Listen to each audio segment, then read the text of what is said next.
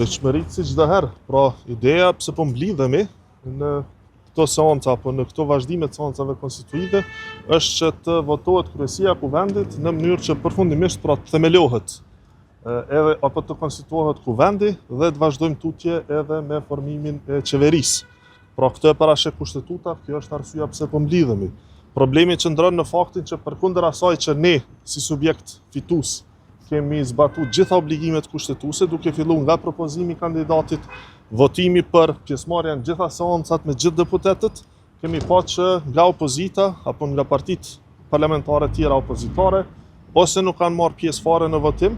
ose votojnë kundër, kështu duke refuzuar pra obligimet kushtetuese për konstituim të kuvendit, pra të cilat janë përgjegjësi e gjithë deputetëve. Këtu 48 ora keni biseduar me dikën prej partive, prej deputetëve personalisht për me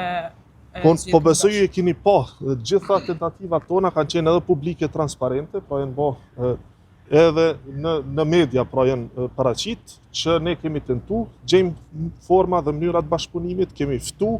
partitë politike për të diskutuar për konstituim të kuvendit, pra jo vetëm kryetarin, pozitën e kryetarit, por edhe të nënkryetarëve, sepse edhe ato duhet votohen me 61 vota, pra duhet shumicë parlamentare për to. Kemi pa që nuk ka fort mirëkuptim se ka parti që ose insistojnë pra në ndryshim të kandidatëve, por jo duke dhënë ndonjë informat ose arsye konkrete se pse bëhet kjo, apo kemi pa dhe raste siç është LDK-ja apo partitë tjera që refuzojnë fare pra të marrin pjesë qoftë takime, qoftë votime. Shpresojmë që sot pra do të ketë reflektim në mënyrë që të ecë tutje edhe të konstituohet kuvendi.